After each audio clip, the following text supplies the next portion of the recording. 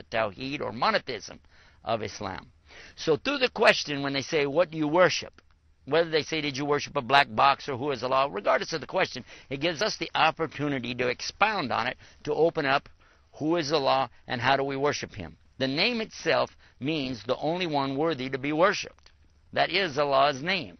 And it works really nice when we break it down and show them how they can understand this. Now, when we talk about our comparison to what they have, it's important for us to remember we should never attack their beliefs, and we don't need to attack them.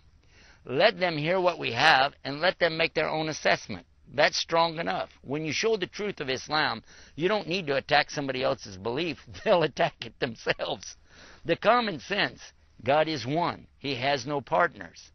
For a person who follows the Judaism, the religion of Jewish, or for the Christian, they say God is one.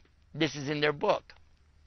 It actually says to them real clear, to know, O Israel, the Lord your God is one God, one Lord. It also tells them that you shall not make any partners with God. Thou shalt not have any other gods beside me.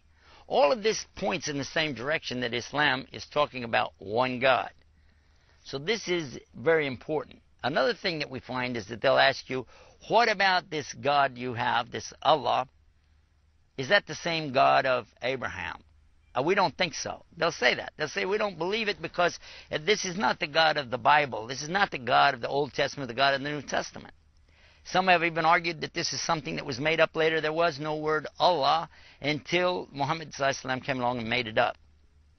This actually in some scholarly works presented, non-Muslim of course, in the West.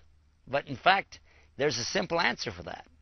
There are Arab Jews today, and there are Arab Christians, just as there were at the time of Muhammad ﷺ, and just as there were at the time of Jesus. Peace and blessing be upon him.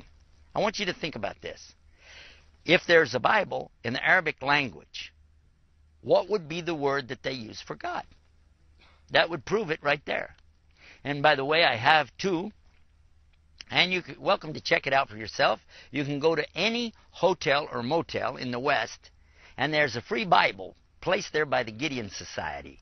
Take it out, open it up. In the very beginning of it, they're real proud of the fact that they've translated this word, God, and the message of God into all these different languages.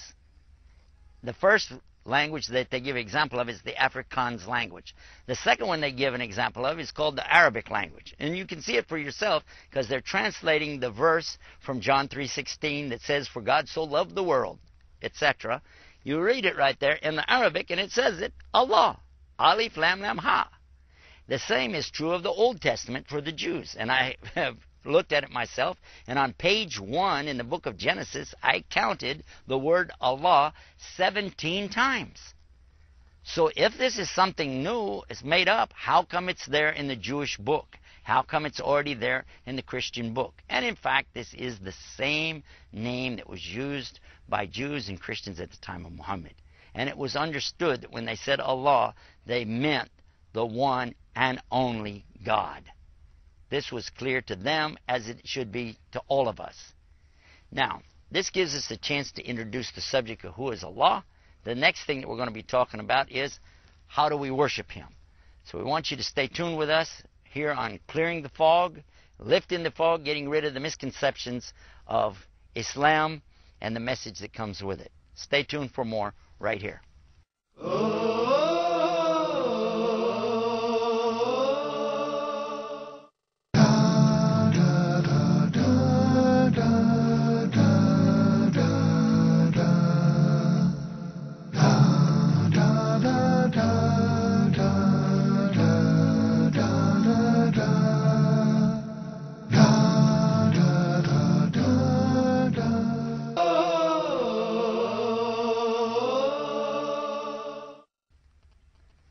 Bismillah, alhamdulillah.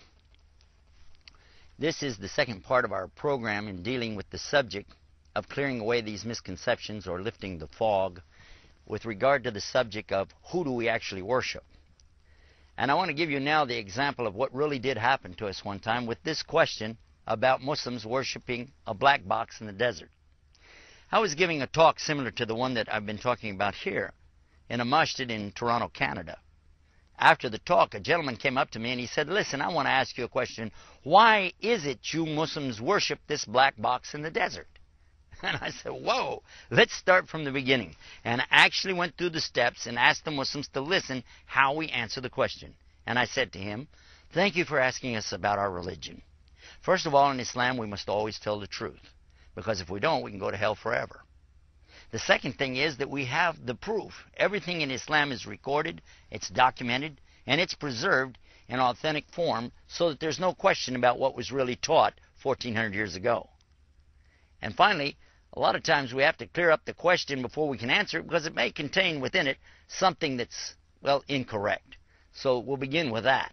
And by the way, while you're listening to the answer, if you hear something that you said, gee, I didn't know that, or if you find yourself saying, gee, I like that for me, this is something nice, and I can relate to that, then my question to you would be, are you going to be prepared then to consider worshiping your Lord and your God alone without any partners? Because you see, that's all Islam is really about anyway. The gentleman looked at me and he said, huh? I said, yes. I'm just telling you that while you listen to the answer, if you find things that you really like, are you going to be prepared then to consider worshiping God, your God, on His terms? That's what Islam is about. He said, okay, go ahead. So then I give him the answer. And I began like this, by explaining that first and foremost, who is Allah? As we mentioned in the first part of the segment of this particular program today. We talked about who is Allah and why we worship Him alone. He has no partners. Then I came to the part about the black box. The black box is actually a place in the desert that's been constructed a long time ago and then maintained for century after century by the various tribes and descendants of Ishmael. He was surprised to learn that we know about Ishmael. I said, oh, of course. You see, Islam is teaching us about the sons of Abraham. Abraham has two sons, Ishaq, or Isaac as you call him, and Ismail, or Ishmael, as is mentioned in the Bible. These two sons are both descendants of Abraham. And both of them are predicted in the Bible to have many generations, many of their children. As many as the sand of the sea and as many as the stars in the heaven. And this is comparing one to the other.